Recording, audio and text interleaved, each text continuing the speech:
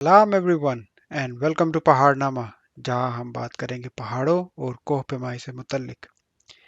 इस साल नेपाल में माउंटेनियरिंग की तारीख में पहली दफ़ा किसी पाकिस्तानी ने कंचनजंगा पहाड़ को सर किया। कंचनजंगा को सर करने वाले पहले पाकिस्तानी हैं यंग चैम्प शहरोज काशिफ, जो कि इस पहाड़ को सर करने वाले सबसे यंगेस्ट माउंटेनियर भी बन गए हैं। उन्होंने अपने असेंट के लिए ऑक्सीजन सिलेंडर से मदद ली। इस पहाड़ को सर करने वाले दूसरे पाकिस्तानी हैं rock star mountaineer सरबाज Khan. सरबाज Khan ने अपने असेंट के लिए ऑक्सीजन सिलेंडर को यूज़ नहीं किया। कांगचनजुंगा माउंट एवरेस्ट और केटू के बाद दुनिया का तीसरा ऊंचा पहाड़ है और इसकी ऊंचाई है 8,586 मीटर। इसको पहली दफ़ा 1955 में ब्रिटेन से आई हुई एक टीम ने सर किया था और उसके बाद तकरीबन 70 साल का अरसा लगा कि पहली दफ़ा इसको किसी पाकिस्तानी ने समिट किया है। आज हम इसके पहले समिट की कुछ हिस्ट्री पे नज़र डालेंगे। किसी भी पहाड़ का पहला समिट इसलिए इंतहाई दिलचस्प होता है क्योंकि ये वो वक्त होता है कि जब इस पहाड़ पे पहली दफ़ा इसके समिट तक पहुंचने का रास्ता तलाश किया जाता है। क्योंकि इससे पहले इस पहाड़ को सर नहीं किया गया होता, तो ये वो वक्त होता है कि जब वाकई बहुत एडवेंचरिज्म और एक्सप्लोरेशन की ज़रूरत होती है और बहुत बड़े बड़े माउंटेनियर्स इस चीज़ के लिए कोशिश करते हैं कि किसी पहाड़ का पहला समिट उनके नाम आए।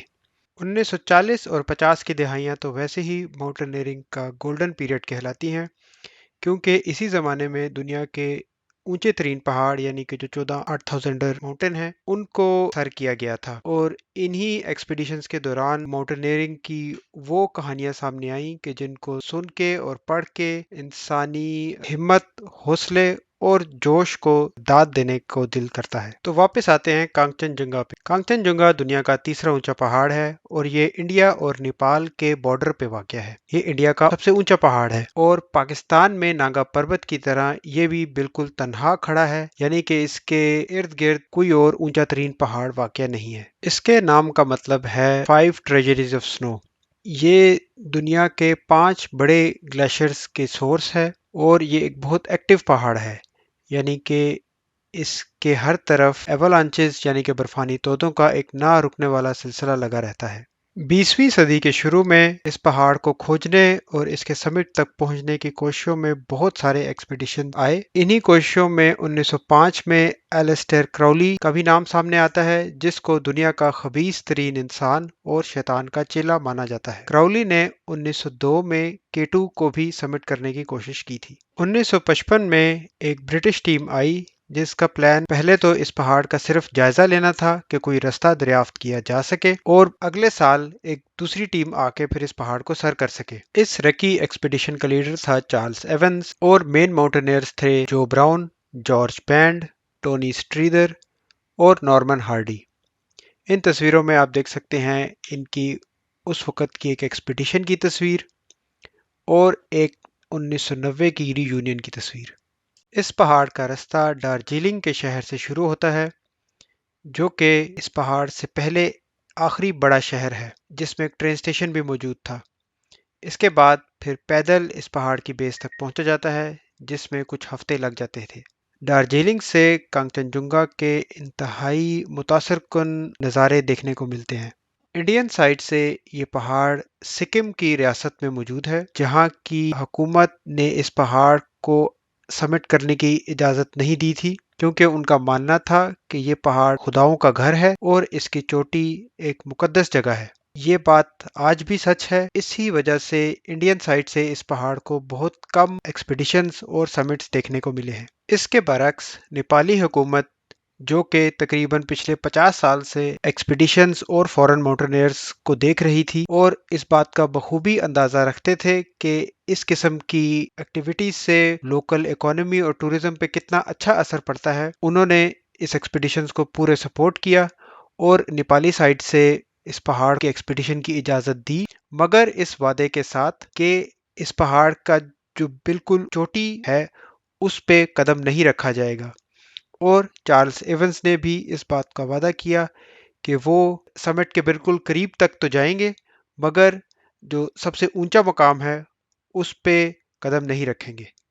ایکسپیڈیشن ٹیم نے جب دارجلنگ سے پہاڑ کی طرف اپنا سفر شروع کیا تو ان کے ساتھ تقریباً 300 پورٹر تھے جو کہ ان کا سب ماؤنٹینئرنگ کا سامان اور اگلے 2-3 مہینوں کا کھانا پینا پہاڑ کی بیس تک پہنچانے کے لیے ضروری تھے۔ اس کے ساتھ ایک نیپالی شرپاز کی بھی اسکل ٹیم موجود تھی۔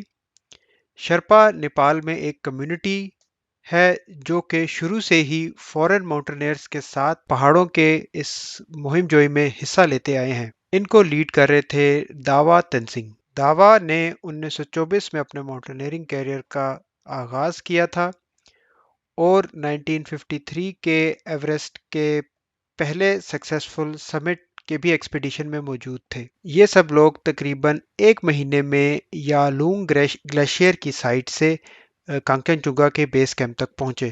بیس کیمپ تقریباً 5500 میٹر کی بلندی پہ لگایا گیا تھا۔ کانچن جنگا ایک بہت کمپلیکس پہاڑ ہے، خاص طور پہ اس کا نچلا حصہ چاروں اطراف سے بالکل کھڑی اور سٹیپ برف کی دیواروں پہ مشتمل ہے جن پہ ایولانچز یعنی برفانی تودوں کا ایک لامتناہی سلسلہ جاری رہتا ہے۔ ٹیم کی کوشش تھی کہ پہاڑ کے اوپری حصے پہ موجود برف کے ایک میدان تک رسائی کسی طریقے سے حاصل کی جا سکے۔ اس میدان کو وہ دا گریٹ شیلف کہنے لگے تھے۔ یہ 7200 میٹر پہ موجود ایک برف کا بہت بڑا میدان تھا جو کہ پہاڑ کے ساؤتھ ویسٹ فیس پہ بہت پرومیننٹلی دور دور سے بھی نظر آتا ہے۔ اس میدان سے وہ اندازہ لگا رہے تھے کہ ایک برف کی بہت تنگ راہداری کے ذریعے سمٹ تک رسائی ممکن ہو سکے گی۔ اس شیلف تک پہنچنے کے لیے ٹیم کو اپنے راستے میں 2 بہت بڑی بڑی آئس فالز نظر آ رہی تھی۔ آئس فالز پہاڑ کا وہ حصہ ہوتے ہیں کہ جہاں پہ پہاڑ سے برف کسی گلیشیئر میں شامل ہو رہی ہوتی ہے۔ اسی وجہ سے یہاں پہ برف کے بہت بڑے بڑے بلاکس پائے جاتے ہیں جو کہ بہت ہی انسٹیبل ہوتے ہیں اور ان کے اندر رستہ تلاش کرنا بہت جان جوکھوں کا کام ہوتا ہے کیونکہ برفانی تودوں کی اس علاقے میں بھرمار ہوتی ہے۔ اس کے علاوہ ان آئس فالز میں کریوسز بھی بہت زیادہ ہوتے ہیں، یعنی کہ دراڑیں جن پہ برف پڑتی ہے تو ان کو آئیڈینٹیفائی کرنا اور ڈھونڈنا بھی بہت مشکل ہوتا ہے اور اس چیز کا بہت چانس ہوتا ہے کہ ایک ماؤنٹینئر کے نیچے برف ٹوٹے گی اور وہ کسی کھائی میں یعنی اس کریوس میں جا گرے گا۔ ایکسپیڈیشن لیڈرز، ماؤنٹینئرز اور ان کے شرپا پارٹنرز روز ان کوششوں میں لگ گئے کہ ایک سیف راستہ دریافت کیا جا سکے جس سے وہ اس شیلف تک پہنچ سکے۔ بہت انتھک محنتوں کے بعد انہوں نے بہرحال ان آئس فالز کے بائیں جانب سے ایک راستہ ڈھونڈ لیا جو کہ کچھ حد تک سیف تھا اور وہ اوپر شیلف تک پہنچ سکے۔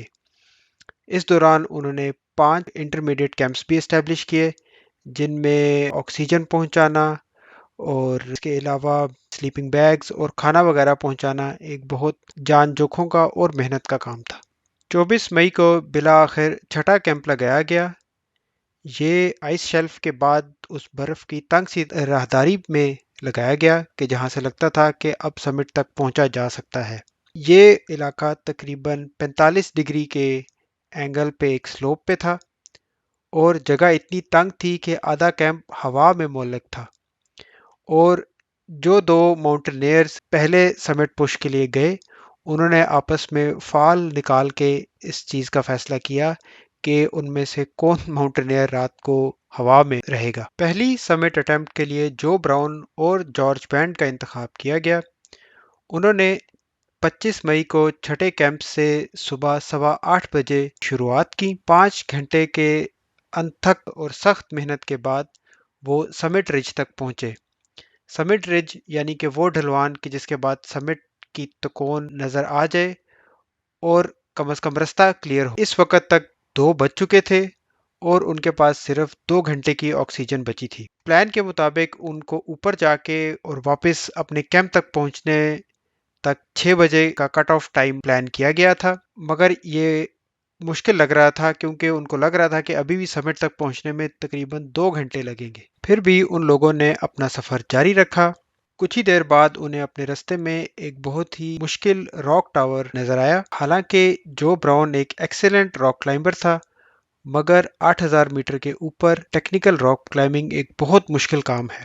جیسے تیسے کر کے जो ब्राउन ने वो टावर क्लाइम किया, तो खुशकिस्मती से ये एक शॉर्टकट साबित हुआ और टावर के ऊपर पहुंच के उसने देखा कि समिट बिल्कुल ही सामने सिर्फ 6 मीटर के फासले पे मौजूद है। इन्होंने सिक्किम की हुकूमत से किए गए वादे के मुताबिक समिट पे कदम नहीं रखा। समिट से दूसरे ऊंचे तरीन पहाड़ यानी कि एवरेस्ट, लोटसे और मकालू के बहुत ही दिलफरेब नज़ारे देखने को मिले।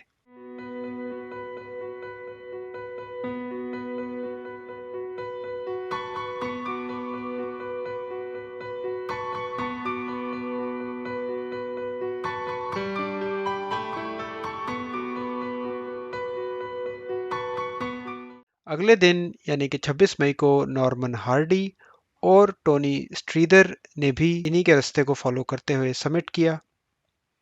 इसके बाद इन लोगों ने जितना हो सका अपने कैंप्स वगैरह पहाड़ से उतारे और सफाई की कोशिश की और 28 मई तक अपना बेस कैंप खाली कर दिया, क्योंकि अब शुरू होने लगा था मॉनसून का सीज़न, जिसके बाद ये वादियां और इनमें सफ़र करना बहुत मुश्किल हो जाता है बारिश की वजह से।